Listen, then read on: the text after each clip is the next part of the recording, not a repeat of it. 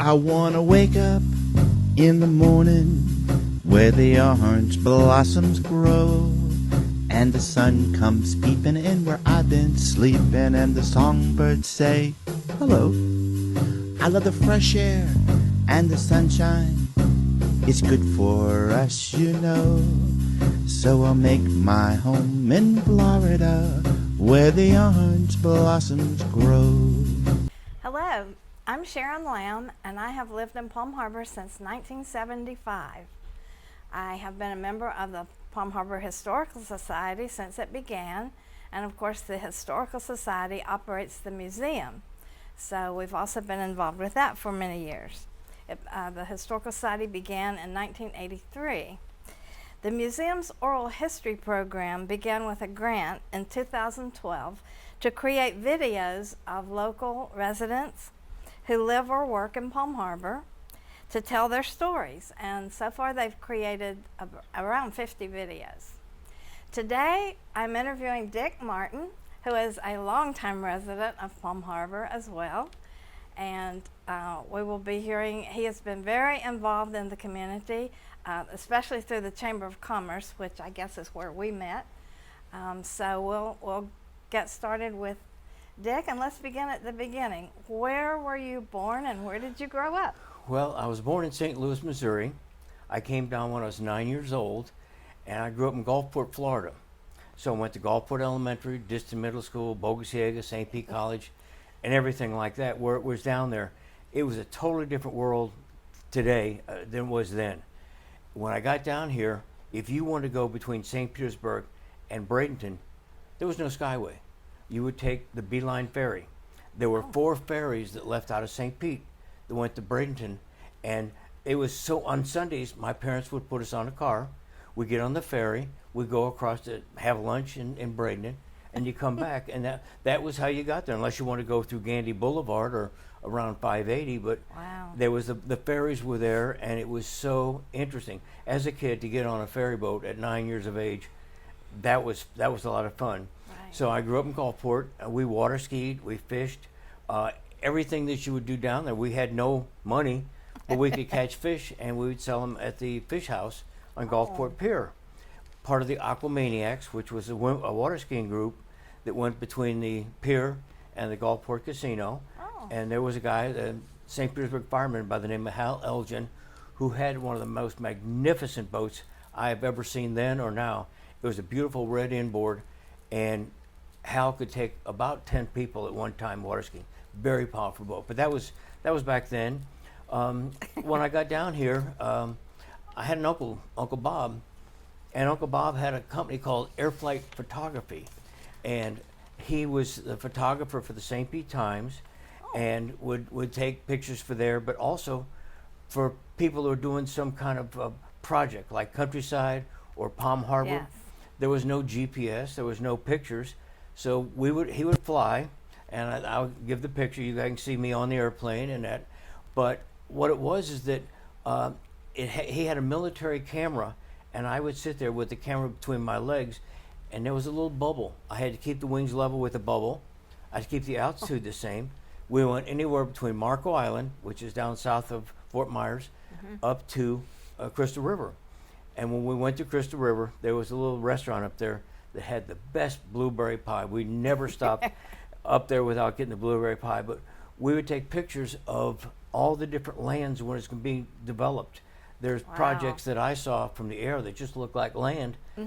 But when they got the city council, the county commission, whoever, wanted to see what was going to look like Countryside, they wanted to see what it was going to look like, and that's how they did it. He also was a photographer for the St. Petersburg Times. There was a boat race down at Lake Maggiore, unlimited hydroplanes, and we would take pictures of that. And one time, I remember we were so low, the water from the rooster tail on the hydroplane got on our windshield. That was a little bit too low. That's pretty low. The other time we were over in Gasparilla, Jose Gaspar, and I don't know how close we were to the bridge, but we were way too close for my comfort. But there were just so many things. He would take all kind of pictures, and if anything was going on, he took the pictures for the St. Pete Times. Wow. And he didn't do it for the Independent. At that time, we had two newspapers in St. Pete, the St. Right. Petersburg Times and the Independent. And if the sun didn't shine on the Independence building for 24 hours, you got a free newspaper. Right. So when I was a kid, we could take the bus on. We lived in Gulfport. We could take the bus on 22nd Avenue South, or walk up to 18th Avenue South, and take the streetcar. We'd take the Wow. streetcar from out there in Gulfport. We'd go down past the Times building, down to Oh, yeah. downtown St. Pete, and we would learn to swim down at the spa. The spa was yeah. there was 3 pools on the north side going when you go up Municipal Pier. On the north side, it's not there anymore, but they had a kiddie pool, a medium pool, and then a regular Olympic pool. And that's where we learned to ski. We were on out there on the Municipal Pier. We could go buy turtles, you could buy Oh, yeah. alligators, you could buy all that stuff. Rays. But they also had WSUN, was a television channel 38 was out there. Yeah. And we were on Ernie Lee's ranch, which is at 5 o'clock, and then 6 o'clock was Captain Mac.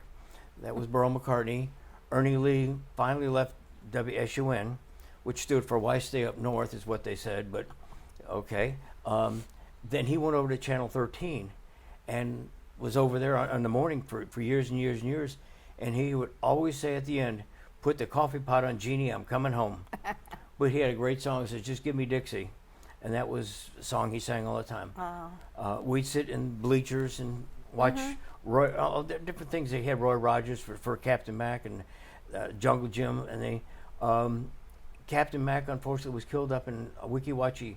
He was on a boat and hit a Oh. tree limb. Ooh. But I mean, just it was a great thing to grow up Sure. and to When you're a kid, that's Yeah. amazing. And that kind of got my brother Jim interested in television. He graduated from the University of Florida in television, worked quite a bit for that. But that's how we got interested in that. After that, I went to high school, and in high school, I got hurt playing football, so I got part of a singing group called Baker's Dozen. And we would sing all over, quite a few areas in the state, but Wow. we went to Tarpon Springs, Dunedin, Clearwater, Northeast High School to try to promote singing. And at Christmas time, we'd sing in, I think, every nursing home I bet. You're in right. St. Pete, and there were a bunch of them. Wow. But that's kind of how I grew up there. And then my parents moved. I graduated in '61 from Bogey. My dad graduated from '62 from the University of Florida. Oh. While he was going to school, my mom worked for Peninsula Telephone. Now, before there was General Telephone or anything like that, she was an information operator. And she had to be there at work at 7 o'clock, so I had to get my brothers up. We get to school, and then she worked then, and then she'd have a split shift. She'd go in the afternoon, too. So that's how we did raise money. We didn't have any money. We had just nothing Yeah. there. And we talk about now how hot it gets. At that time, we didn't have air conditioning. We had a Right. circular fan, but there was no asphalt. There was no buildings. Right. that And that made- makes it hotter, so and that it was helped. it. So it helped a lot, but you know, it Yeah. still was hot. Yeah. When I went to Bogosiega, we did have alligators and we did have snakes in the hallway because there was a lake that was there that would come up, and so it was a great time to be in Pinellas County because we saw that, and then in '61 they moved to Bel Air. And so I went to work for the City of Clearwater Parks and Recreation Department. Oh, okay. I And didn't know that. we put on rock and roll shows. Yes. I worked at the Youth Maritime Center on Clearwater Beach, and that's where I met my first wife, Janet. And we had the Rolling Stones here at Jack Russell Stadium. Wow. It didn't go well. What happened was the kids they were at second base. The kids charged onto the field, Oh, no. and the police department shut it down. So, but we Oh, had my all gosh. kind of other. Always had whoever, Glenn Campbell, Roy Orbison, all these people were here, and it was what a great time to be here. We had, Yes. in conjunction with WLCY, was a radio station, and just a lot of great things happened. Clearwater Beach, where a lot of the hotels were. When you go across Clearwater Beach, there used to be a Howard Johnson's between the two different directions. When you come on and come off, and straight ahead was a mobile home park. Terrible mobile. It was horrible. On the beach? On the beach. Wow. Right. So the Taylor family owned it. They invited everybody to leave, and they put a hotel up. They built a hotel, and they did a lot of interesting things there. They didn't sell the land; they did a 99-year lease. Right. So the Taylor land still owns it. Yeah. And there was a Sunshine Mall, which was in South Missouri, Oh, yeah. and they sold that to condos, and they did a 99-year lease on that. So the Taylors did some really smart things for their family. Right. So, They did. but the rock and roll shows, that ceased, and I had to kind of go on and do something else. Went into banking. I went into banking in 1965, Okay. and so before you were born, I know. Yeah, go along with you. Go on, Sharon. So I mean, the thing is that was with City National Bank, which became Barnett, and then went to Florida Bank of Commerce and the Bank of Clearwater. Right. The day I walked into the Bank of Clearwater was the day that the St. Pete Times announced that they had sold the building at the northeast corner of Cleveland and Fort Harrison to the Scientologists. My phone let go. I mean, everybody's calling up complaining. Oh, yeah. I had nothing to do. Sure. Oh, yeah. My first day on the job. So that was it. And then I got into bank consulting, and in 81 started the State Farm Agency up here. It was great opportunity. It's a different world then. I would walk the streets and talk to people about insurance. Right. Can't do that now. I know. There's so many things going on, but was there for several years, and in '86 my first wife was killed in a car accident, and loved her to death, Janet. And so had to go on and was able to do a lot of things. Part of the thing is, while I was married to Janet, I also worked with the Highway Patrol and the Sheriff's Department. I was on with the Highway Patrol. I was a reserve officer when the Anclote River Bridge fell in. Okay, tell us about that, because I didn't know about that. Nobody. Well, what happened was, I'm at home about 10 o'clock, and I get a call from the Highway Patrol station in St. Pete, Pinellas Park, saying, "We need your help at the Anclote River Bridge." It fell in. There was no cars went in with it, but it fell in. It was gone. And so we had to route everybody through downtown Tarpon Springs, which was not very happy. A lot of people unhappy. But at 2 o'clock in the morning, the Salvation Army canteen showed up. Wow. Boy, were they a welcome sight. I bet. So, I was there till about 3 o'clock, and then the day shift relieved me. When, not the best part to talk about, but I was with them when the riots in St. Pete. I was with the Sheriff's Department when the riots in Clearwater. Yeah. And I got to say, I was very impressed with both organizations, Highway Patrol and Sheriff's Department, how caring they were to make sure that they didn't hurt anybody. Right. And good. that was, and even though some of the trooper cars were shot out and the back windows were shot out, I saw that. Right. But that was years ago, and thank God the world's different today. Yes. Stuff Well, like there's that. still riots, but Well, but it's at least not here. Not like that, and Yeah. it was, so many people were so bitter, angry, Yeah. and it just was a different world. So when after that, I became a banker, and when I did that, I was doing some bank consulting, and I was about to go across the Skyway Bridge when television came on and said, "The bridge has fallen in." Oh my gosh, yes. I was almost on the bridge at that time. I was going to Fort Myers doing consulting. Wow. I was headed to Fort Myers, and I just told my wife, Jen, I said, "It's just too nasty." It was a nasty day. It was very And rainy and. Oh yeah, so I said, Yeah. I stayed home, and then when I heard that, I'm like, "You got to be kidding," because Yeah. I probably would have been on about that time on the bridge, and of course I felt bad for the people that were in the Right. Greyhound bus, and Oh yeah. so that was a lot of people don't remember before that a Coast Guard ship Yes. got and it went down and lost about 30-something Coast Guardsmen. It hit the bridge, the Yeah. support for the Yeah, bridge. it was just a nasty thing, but Yes. it's just some good people there. And so if anybody ever gets a chance, go down to the Skyway and the North Toll area there where they have a rest area. Look at the report they have for the Torp and then for the Right. the bridge people that were killed there. Just it was a tragedy. But then getting back to coming up here in Palm Harbor, one of the things that I did when I was here, I was invited to join the board of directors of UPark, Right. which is the Upper Pinellas Association of Retarded, at that time children, then it became citizens. Citizens. Because they had some adults. I mean, I didn't realize that up to 80 years of age. We had people that were living there, Oh, okay. 80 years of age, and they were still there. So Wow. I was president of that. Yeah. I was able to become the president of the Chamber of Commerce. Yes. And the time that I was there, we had a colonel who loved to spend money, and it was in financial difficulty. So thank God for Connie Davis. She really stepped up, came in and helped a lot. We got it very secure, very financial, Yes. very good. It's good now. So we got that, and then I was honored enough to be the Citizen of the Year, Yes. and we did a lot of work with the December art show. Yes. I remember those early mornings. Yep. Directing traffic. Well, a good friend Rod Fisher and I would Yes. always take the same area, and it was just fun just to have local people come up and just do that and, Oh, yeah. and discuss things there. It was and a just, lot of fun. and then just to walk the show, and it was a shame that everything's changed like it has. Yeah. It's really different now, but we're making progress, I guess. Yeah. Yeah. Well, and that's it. So, and then just other things like that. I was high school and college football and basketball official. Mm-hmm. I did state finals in football and in basketball, and I had done everything that there was to do there. Right. So I had a friend that was involved with motorsports, Okay. I was going to ask you about that. and so I went into the 24 Hours of Daytona and kind of met some people there, and then I went to Miami, and then went to Sebring, and then went to New Orleans.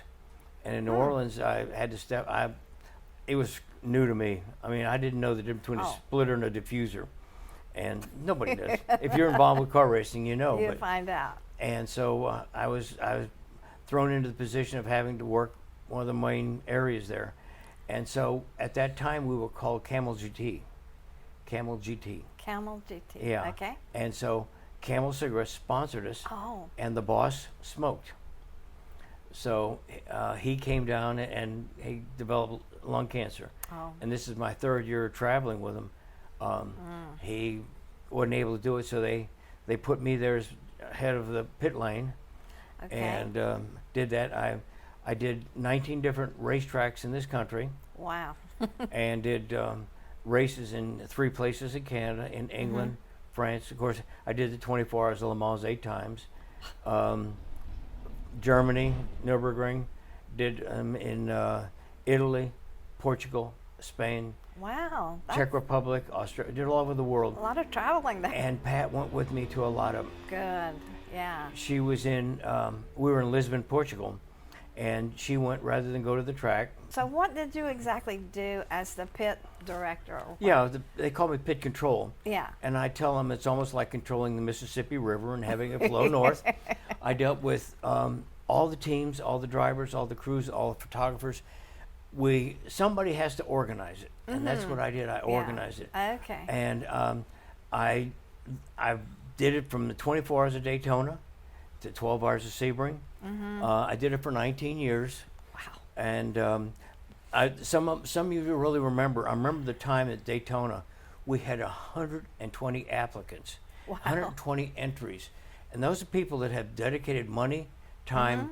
They have a car there. Right. We couldn't start but 81 because in pit lane I could only put 81 cars. Right. I would put a front fueling Porsche with a rear fueling Corvette or Camaro, and that's how I could double up on. They had 53 pits, Right. and Oh, so okay. had a lot of interesting things happen at that race. One time I got a call from one of the officials, and they said, "Can you come down here? These 2 teams are about to go to blows. They were about to fight." Yeah. And they were. And so I get down there, and they're both telling me. So I said, "Hang on just a second." I reached in my pocket, I grabbed a quarter, and I flipped it. I said, "Okay, call it." And they said, "What are you doing?" I said, "Well, it's obvious somebody's got to go home. I can't decide which one to do, so I thought we'd just do it this way." I said, "I'll tell you what, I just got another call. I got to go. I'll be right back. I know what I saw. So when I get back, we're going to see Call who's, it. Right. see what happened there." It's amazing. By the time I got back, they had They worked it out. settled it. Right. They worked it out, and they became the That's best. good. Clever. Well, they really didn't want to go. They didn't want to send the other one home. Right. They both wanted to race. They were both quality teams. Yeah. But we had a lot of the IRL guys, the Indian, Elio Castroneves and Tony Kanaan and Yes. Jeffrey Cree and Nan Weldon, God bless his soul, and a lot of good memories. We were in Atlanta, and I'm not going to tell a lot of the stories, but this is one that one car chopped another one in half. We thought we had 2 fatalities. As it turned out, both guys were okay. Wow. Yeah, it chopped a Ferrari 333 in half, and it was a mess. Yeah. And I think we're getting a little bit off of Palm Harbor, but this is my life.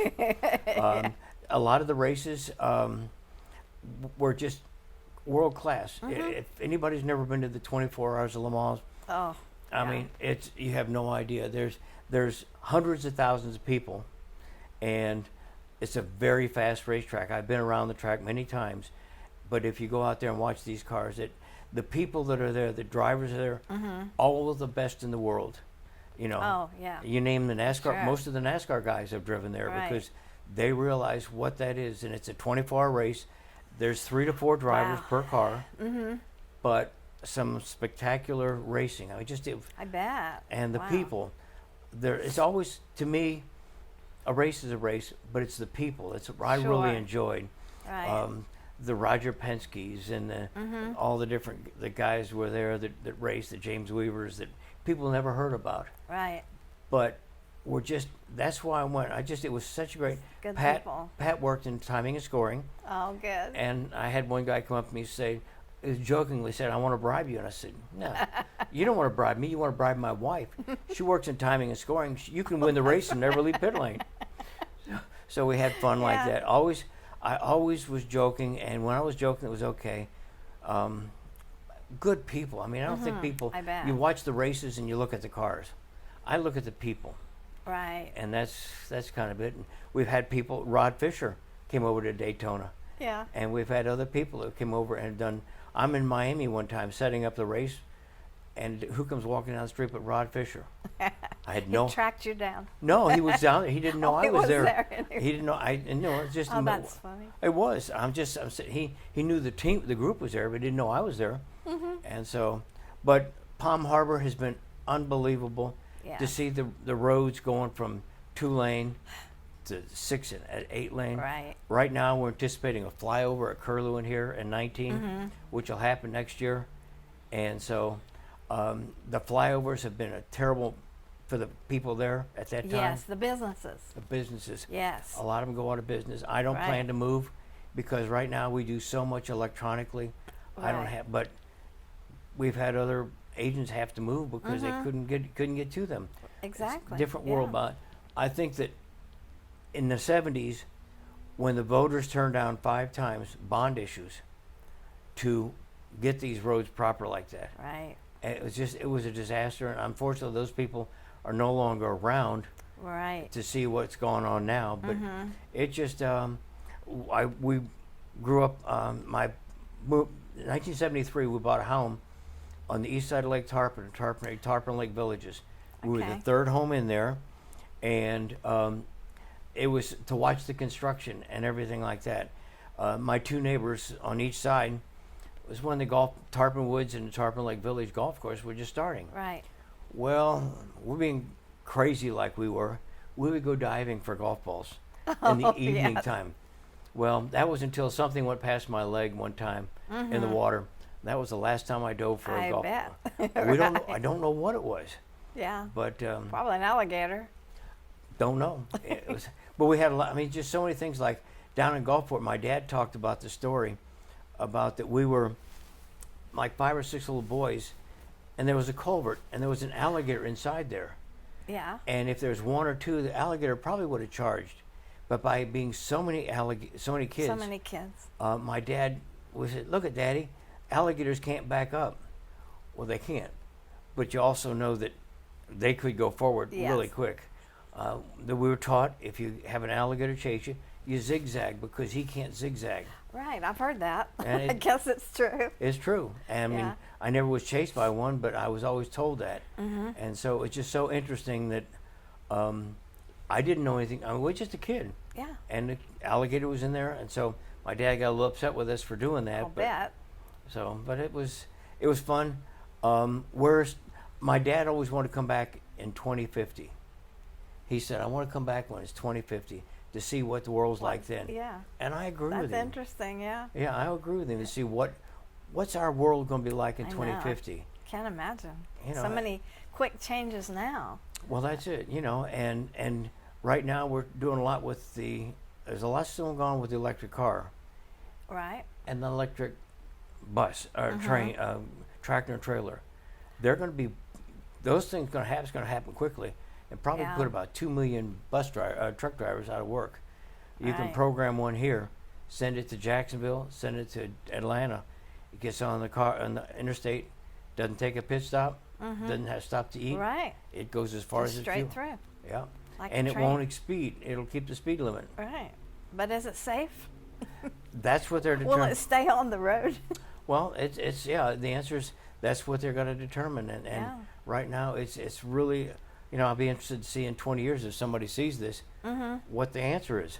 I don't know what the answer is right now. Yeah.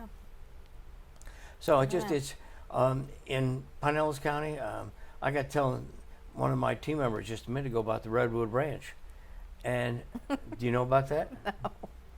Okay, there one restaurant stayed late here and at night was a Redwood Ranch. We didn't have any Dunkin' Donuts or anything like that. Right. 24. There was no 24-hour, but they would stay late.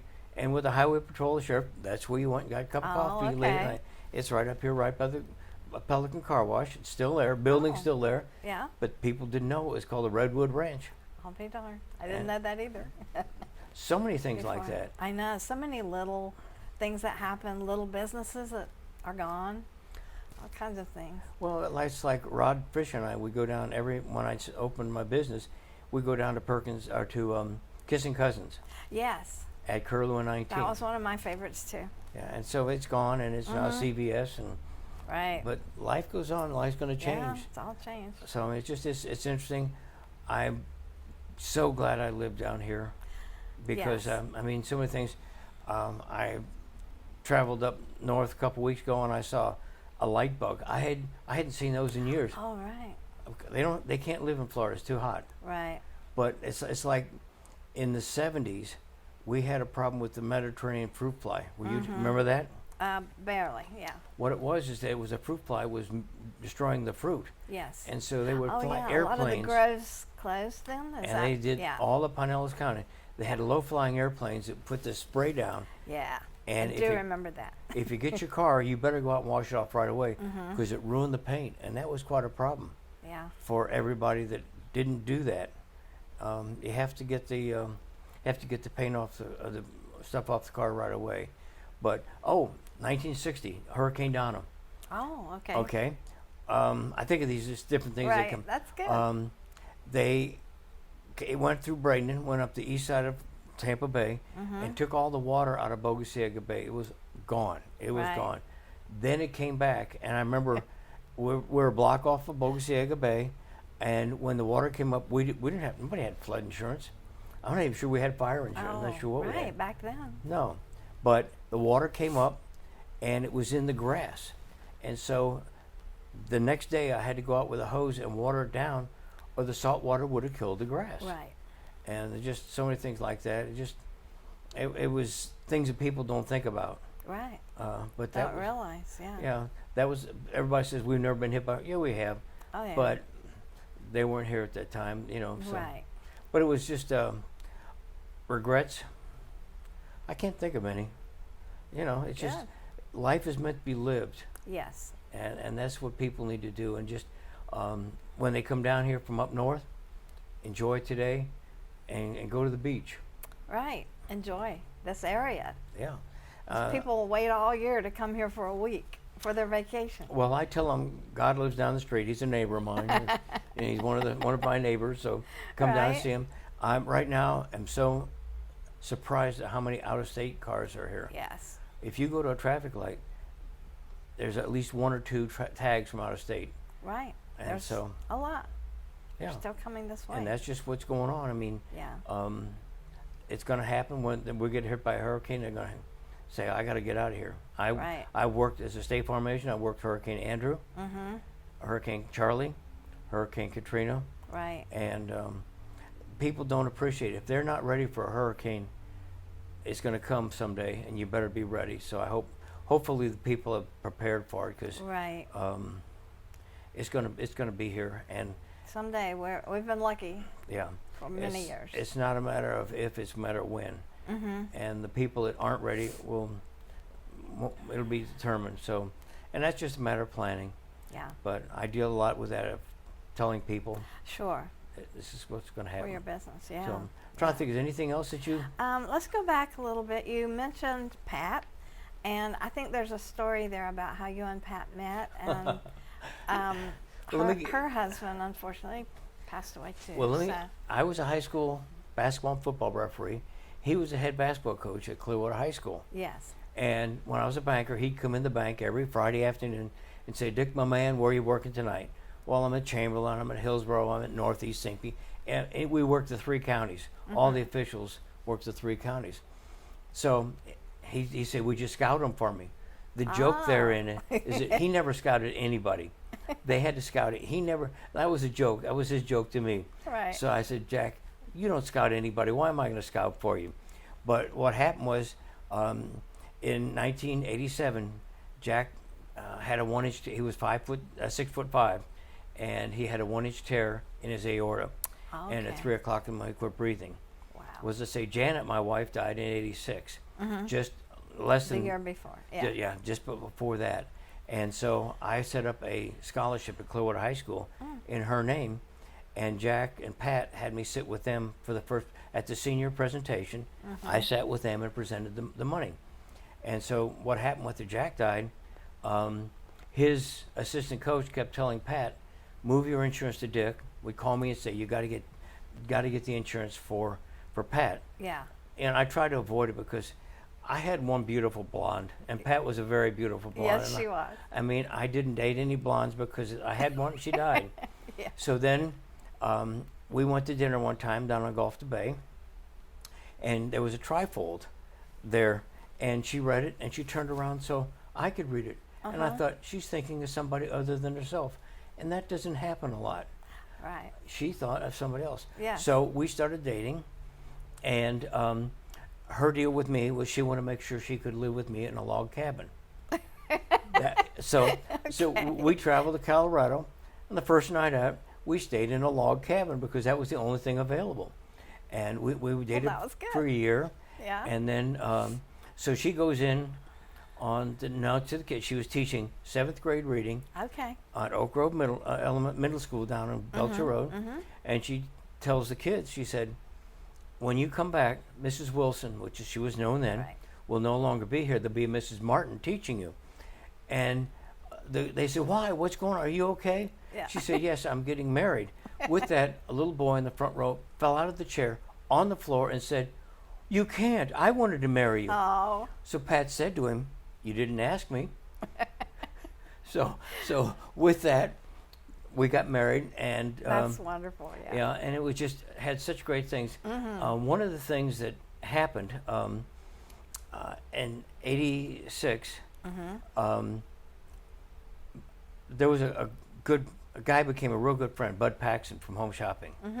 And what happened was he had a domestic problem, and so I got a call from one of my former employees that said, "I got a guy that needs a friend but can't have any friends." And I said, "Now that's an interesting introduction." Yes, But what the story was, everybody tried to sell Bud something. I didn't Right. want to sell anything. Yeah. I was hurting, and he was hurting. His wife walked out on him. And so we became the best of friends, traveled all over the world, and he owned the Roebling Estate in downtown Clearwater. Right. I remember that. And I'd get up early and go down there, get him out of it. I call him 5'19". Oh. Some people call him 6'7". Yeah. I like him 5. Wouldn't give him that, but he couldn't have any friends, and and it was just we were both hurting so bad, and so we were dating different people, and Yeah. we went. He called me one time. He says, "I got a new lady. Let's go to Derby Lane," which we done.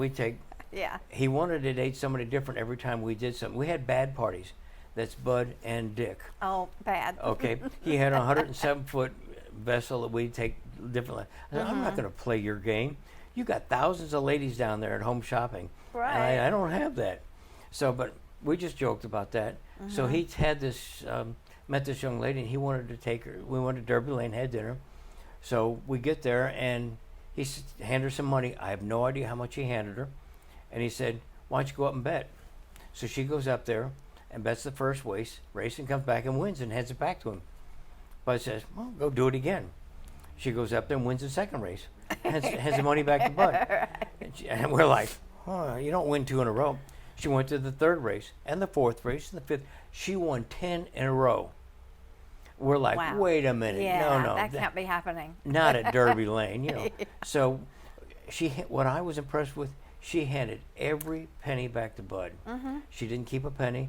And so they got married. I was in their wedding, and he was the best man at Pat and my wedding. Wonderful. So but people don't know what Bud was like. He was so much fun. I get off duty. I work here at State Farm, and then I go down there, and he would have bargathons. And it was so interesting that he would say, I'm going to sell these flowers here. I'm going to sell them for $14.95. Everybody that wants this right now, call, and we're going to sell them to you for $14.95. And he had whole banks of telephone operators. They're answering like mad. Right. And he finally, after 2 minutes or so, he said, $14.95, that's too much. We're going to make it $12.95. Everybody that bought it at $14.95 now exists at $12.95. Mm-hmm. And so he'd go for a few more minutes. He knew how much he paid for this. Oh. So then he'd go a few more minutes and say, now, everybody that bought it $14.95 and $12.95 now gets it for $10.95. And he said, you better call in now. And he had dots on the desk in front of him. And when he thought it was at the highest point of the incoming calls, he'd shut it off. And people would call up and say, I want the flowers. And they say, I'm sorry, that deal's done. Right. Next time, if you want it, you better call early. Call in soon. He taught people, if you want it, you better call now. Right. And then I go down there and we start messing around. The sales would go crazy. I bet. But there's so much fun. I know we're getting away from Palm Harbor, et cetera, but this is still Pinellas County. We'll get back to it. Yeah, this is still Pinellas. And it was just, he did so much for the whole area. He lived in Palm Harbor for a while. Yeah. Up on Alderman Road. Oh, okay. And I don't think you explained he started home shopping, right? Yeah, what happened with home shopping, people don't know that, is that his wife sold advertising to a local merchant who's still in business. Mm-hmm. And the merchant called and said, I'm sorry, I can't pay for the advertising, but I got 117 toasters. Okay. Why don't you get on the radio and sell them? And at that time, he just had the radio station, and it took him 15 minutes to sell 117 toasters. Wow. So it like boing, something going on. So then he started on Saturday morning. He had Suncoast Barganeers, was a Saturday morning program on his radio station, and they had all kind of things. And then about that time, the cable companies were coming in here. He was on Hercules right across from the air park in Clearwater. Mm-hmm.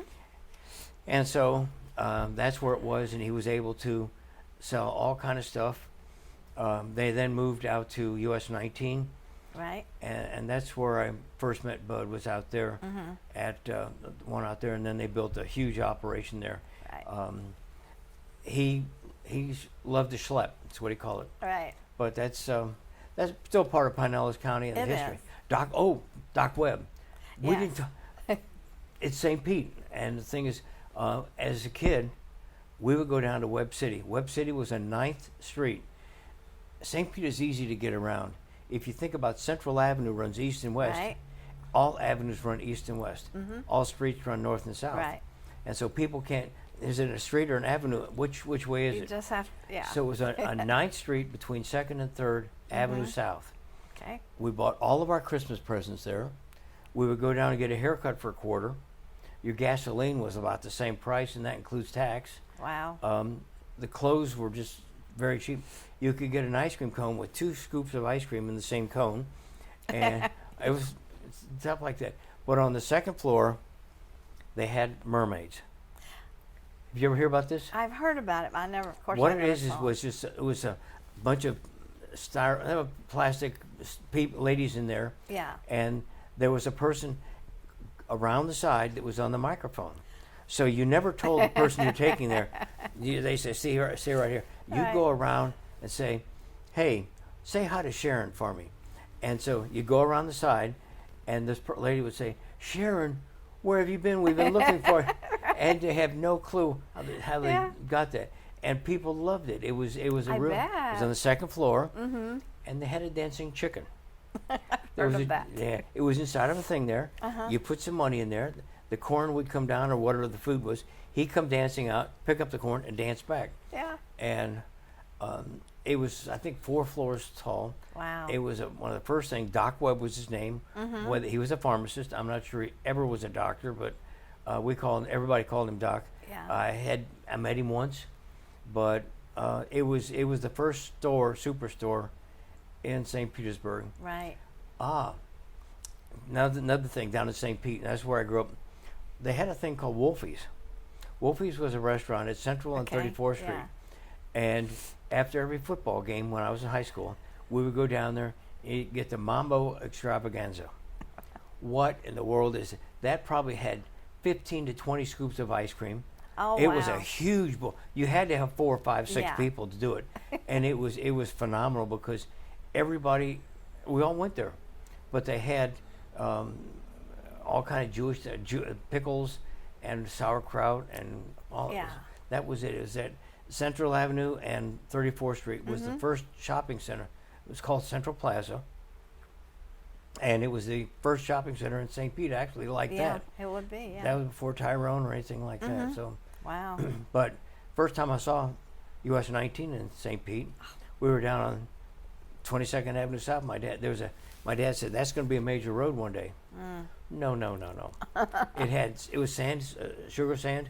It was that thick with ruts, and it was at that time about 6 or 8 lanes wide because there's no homes there. Right. But I had no clue that was going to be like US 19. Oh my gosh. Yeah. Yeah, the world changed when 19 came in here. Yes, The definitely. world changed on a lot of things. Sure did. But Palm Harbor is the perfect place to grow up. It is. It's great. It's just Let's go back to the chamber a little bit. Okay. I know you were very involved with various projects besides the art show, which we all did. But can you remember any particular events that stand out? I know the people were great. yeah. When you and I were on the board, the people. Yeah, well, there was another group that started going to come up and start another Chamber of Commerce, Oh right. and I wasn't involved in the chamber at that time, but I got involved right away because there should only be one Chamber of Commerce, and I got with several people. We talked about it, and I got back on the board of directors. Yes. And got some other people that were thinking about the same thing, and the other person that came in here he rode off into the sunset. Yes. We found out he had done this in several other communities. Gone in there, stirred the pot up, and then left. Yes. So we And started a business that actually didn't do much, right? it was a marketing business, Yeah. and it never. I went to one of his meetings to see what was going on, but unfortunately, there's some bad people in the world. Yeah. But fortunately, he did right off into the sunset. Yeah, and I mean, it was a lot of people didn't realize it, Yeah. but I'm at that time made a lot of good friends that are still friends that Yes. are people that are involved in the area now. Right. Well, that's good. So good came of that. There was a move at one time to move the show from downtown, the art show, somewhere, anywhere. Right. Well, we tried the high school. Yeah, we tried that. Well, there was some merchants downtown that didn't want it there. Oh. Yeah, and I know 1 or 2 of them got upset with me because I said it belongs in downtown. Right. It was what it was. It's like the Dunedin Art Show on Main Street. Right. It's where it should be. But things like that, as far as a lot of businesses have come and thrived in Palm Harbor. Right. Yeah, and because Palm Harbor's unincorporated, the chamber is very important. What are your feelings on that? Well, let me tell you, I approached Connie one time. She was the president, the manager, and I said, Connie, I just talked to the Brandon Rotary Club over there, and they have an honorary mayor of Brandon. Oh, right. And that's how it became honorary mayor in Palm Harbor. Okay. And I told people, a guy by the name of Dan Richardson and I were the Yes. first 2 going. I remember Danny. And so I told people, this is the only honest election you'll ever have, because we're telling you up front it's crooked. Right. It's $1 vote. Vote often, vote early, whatever you want to do. Buy your vote. Buy your vote, yeah. If we tell you up front it's crooked, that's honest. That's okay. So, but that's, and I think it's still going, and it's a good fundraiser for the chamber, and it's a lot of fun. Yes. It's going to raise a lot of good money for the chamber. We're kind of glad when they bought the building down there. They used to be up on a bank building on the second floor of Frank Weiner's building bank. Different banks for a while. Yeah. And so now that they have their own building, gave them some stability Yes. in downtown Much Palm better. Harbor. And I wish years ago we tried to get street lights put in, the gas lights in there, but it just wouldn't fly. The county wouldn't go along with it. Yeah. That's part of the problem, is that we don't have a mayor. We don't Yeah. have a city You manager. don't have the clout that. And what we have to do is just have to make sure that the county commissioners, we're in communication with them, Right. because they're the ones that can control a lot. And know a lot of the county commissioners, and been very blessed. We got some great members of representatives, Mike Belarakis, Gus Belarakis, Yeah. Chris Sprawls, all those people. Very honest people, and you just don't find that a lot. Right. So, Yeah. But- We've been lucky in Palm Harbor, I think, mhm. with our different organizations like FIXA that Oh. takes care of the sports and the library and. Yeah. like Fix that. is the ones for the Palm Harbor Library and the Yeah. recreation leagues. So it's Yes. important to have that. Yes. When you're unincorporated like we are. Yeah. So the library, Yes. Oh, it's grown. well, it's grown tremendously, and my mom would go to. Oh, that's She would right. go to the library, and be Granny Jane. What that was is she dressed up like in the early 1900s in a cap and a overalls type stuff, and she would read to the kids. Oh. They would come in on Wednesday afternoon. So then she had so many. They've been there so long. She'd have them read to her, Oh, cute. and so they Yeah. learned how to read and do some stuff like that. So it was Yeah. great. So Yeah, very good. Think about what you would like or what you envision Palm Harbor, how we're going to grow, how it's going to change. Do you have any thoughts along that way? well, there is no vacant land anymore. I mean, they're Yeah. filling everything. They're putting homes in places like that. Yes. I never thought they would do, because there's no more land. God quit making land, Yes. and so they would take down. The thing is, we tear down trees and grow homes, Yeah. and that's what's happened now. Traffic is still going to be a major factor. Yes. I'm glad they're going to do Curlew, as much as I hate it, because I it's going to know. affect me. But they need it. They'll next do Tampa Road, then they're going to do Oh. Nebraska, then they're going to Wow. do Alderman, then they're going to do Klosterman. They will not do Tarpon Springs Boulevard. The city council voted not to have the state come in and do that. So all your crashes that you have now are going to happen at Gonna Tarpon happen. Springs. But once you hit Tarpon Springs, you can go all the way to St. Pete or to Pinellas Park. And so that was good. I wish in the 70s the people had approved the bond issues, Right. because it would have been a different world then, and much better. And my first wife wouldn't have been killed because they'd changed the flow of traffic out there. Yeah. But God knows what He's doing. I don't have a clue. Right. So, but what I see Palm Harbor doing is they're going to take some of the older homes, tear them down, and build new ones, which is Right. the way it's going. That's what they have to do now if they want to build a new house. Well, and along the coastline, they're going to have to be silt homes Yes. for flood insurance. Right. We still have a lot of areas that are in flood-prone areas. The people don't believe it. Yeah. East Lake Woodlands is in a flood area, and they don't believe it, but they are. And we have new maps that Whoa. just came out, Lake Tarpon. Yeah. Yeah. like Tarpon. Yeah, there's so many things. There's so many things that happen. Lake Seminole. When I was a kid, down in Lake Seminole in Seminole, they used to have airboat races, and there was a growth of weeds or something in the middle, and these airboats would race around there. It was fun. I bet. I mean, people don't remember those things like that, but that's kind of where I got involved there with auto racing. Right. And then over in Tampa, they used to have a place called Phillips Field. They now call it Pepin Root Stadium. Oh. Okay. Yeah. And they had around the outside, they would have on Saturday night have races. Car. Yeah. Yeah, race car. And so the middle of it was the University of Tampa football field. So what would happen is the car gets out of the racetrack onto the field, and the announcer's yelling at the driver, "Get off the football field." Now he's got this engine with a lot of noise. He can't hear the announcer. Right. But it was just every Saturday night we'd go over to the races there in Tampa, and that was before they had Sunshine Speedway here, Right.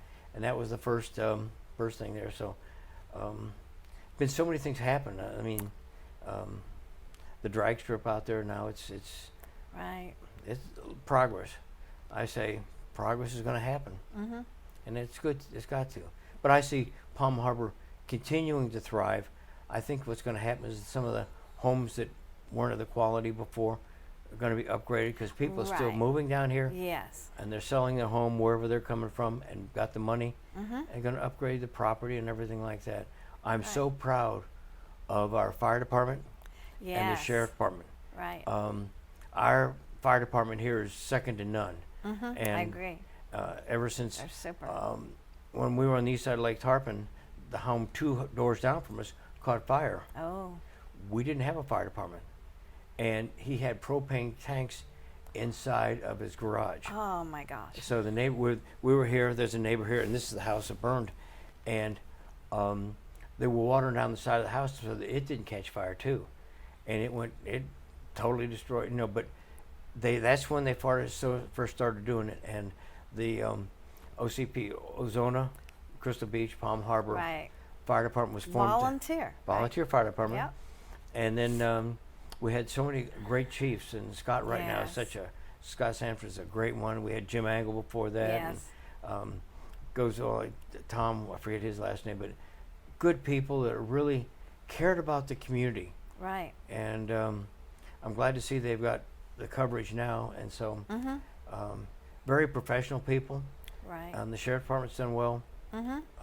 So I hope they don't incorporate, but I hope they do incorporate both ways. I can see both sides. Yeah. I hope they don't, but I understand that Well, what would happen if they did. it's just another layer of government. It's the way I look Yeah. at it. And I think let's address the problem with the county commission. Yes. Let's don't go and form another layer of government, Right. because then all of a sudden, who's going to be the mayor? Who's going to be the city manager? You got and additional you got to payroll. pay those people too. Right. Yeah.